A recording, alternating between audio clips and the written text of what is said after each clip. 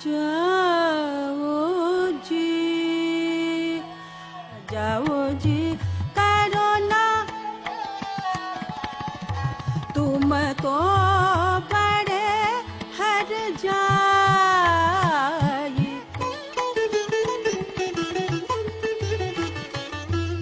करो ना छूटे बतिया।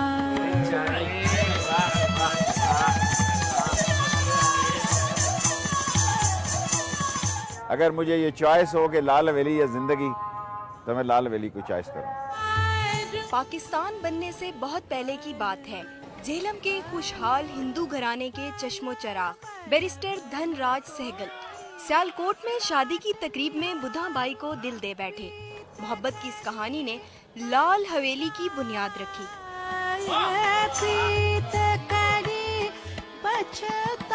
धनराज सहगल को बुधा के घुंघरों की झनकार इतनी भाई कि वो उसे रावलपिंडी ले आए।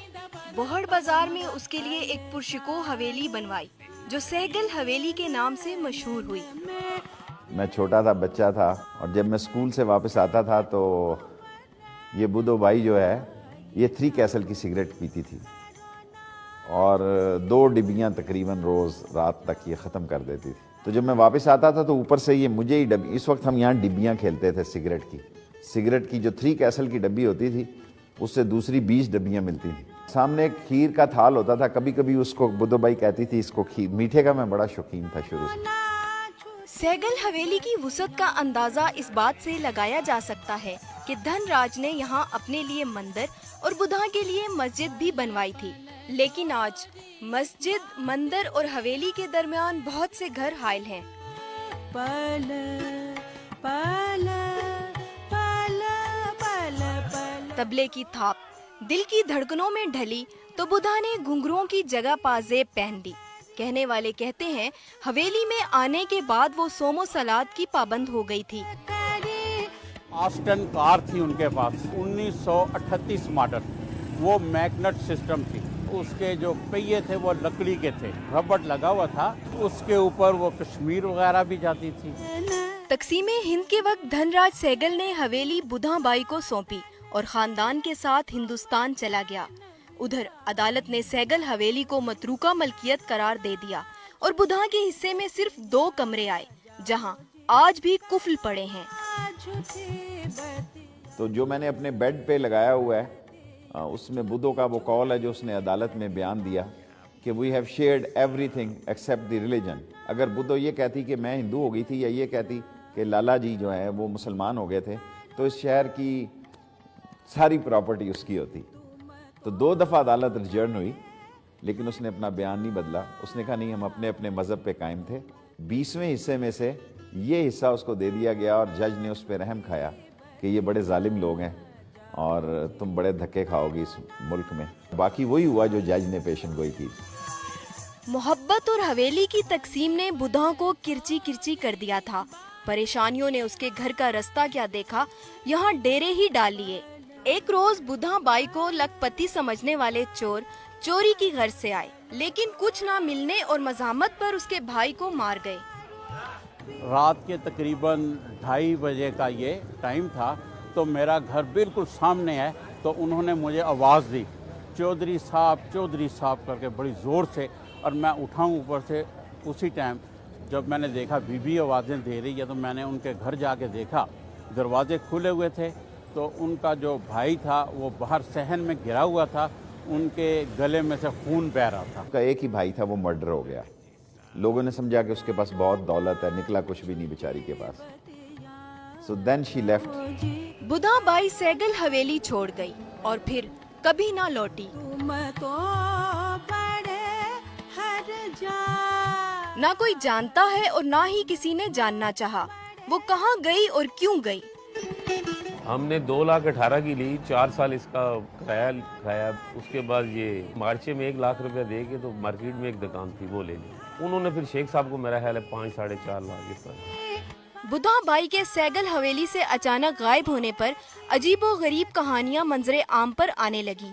किसी को बुधा के घुंघरों की झनकार सुनाई देती तो कोई इसे आसेब ज़दा कहने लगा।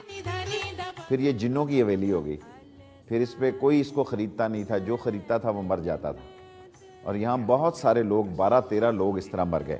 تو کوڑیوں کے بھاؤ یہ میں نے یہ پہلے والا پورشن لیا, لیکن ہمارے سودے میں کرتے کرتے وہ بندہ بھی مر گیا. سو کافی عرصے کے بعد یہ ہمارے نام ہوئی, اور یہ پورشن, اس میں 19 پورشن ہے, 20 ایک ہمارے پاس ہے, 19 لوگوں کے پاس ہیں, لیکن ہم نے کسی کو ڈسٹرب نہیں کیا. کافی عرصہ خالی پڑی رہنے والی آصیب زدہ حویلی کو شیخ رشید احمد نے 5 لاکھ روپے میں خریدا اور سیاسی سرگرمیوں کا مرکز بنا دیا. اس کی بالکنی نے بھی بہت شہرت پائی. اس بالکنی نے کئی ممتاز سیاستدانوں کو دعوت سخن دی. نوابزادہ نصر اللہ, نواز شریف اور الطاف حسین جیسی ممتاز شخصیات نے اس بالکنی میں کھڑے ہو کر عوامی اجتماعات سے خطاب کیے.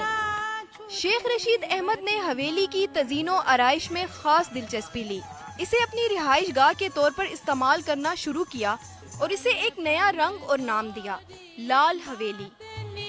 اوپر والے کمرے میں اس نے 12 دری بنائی ہوئی تھی, 3 دروازے چاروں طرف تھے. کافی عرصے تک میں اسی 12 دری میں سوتا تھا. میری خواہش تھی کہ اس کا اولڈ آرکیٹیکٹ جو ہے وہ ختم نہ ہو. پھر حالات ایسے بنے کہ اس کو میں نے چینج کیا, لیکن میں بدھوں کے بیڈ روم کو اور بدھوں کے ڈانس گھر کو چینج نہیں کرنا چاہتا تھا. شیخ رشید کی سکونت نے حویلی کی رونقیں لوٹائیں. ایک روز ایک اعلیٰ افسر نے حویلی دیکھنے کی خواہش کا اظہار کیا. انہوں نے یہ دعویٰ بھی کیا کہ یہ اس کی ماں بدھا کی حویلی ہے. اس نے کہا کہ بدھو میری والدہ تھی.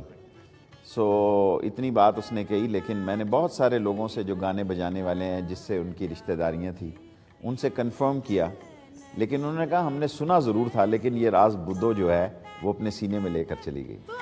بدھا بائی کو یہاں سے گئے مدت بیت چکی, لیکن حویلی سے جڑی ماضی کی پراسرار کہانیاں آج بھی نئے رنگ لیے موجود ہیں.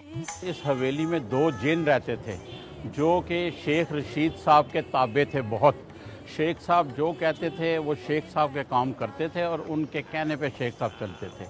اس کے بعد خدا جانے شیخ صاحب نے ان کے ساتھ کیا بات کی کہ ان کی ناراضگی ہو گئی.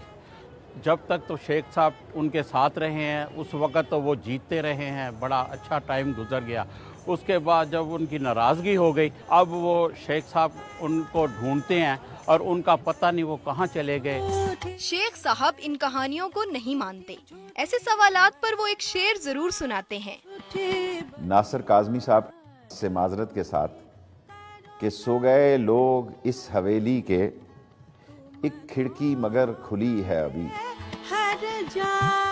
بدھا بائی کے لیے بنوائی گئی سیگل حویلی کئی برس گمنامی میں رہنے کے بعد لال حویلی کے نام سے مشہور ہوئی. یوں جہاں پیار بکتا اور خواب خریدے جاتے تھے, اب سیاست کی گتھیاں سلجھائی جاتی ہیں.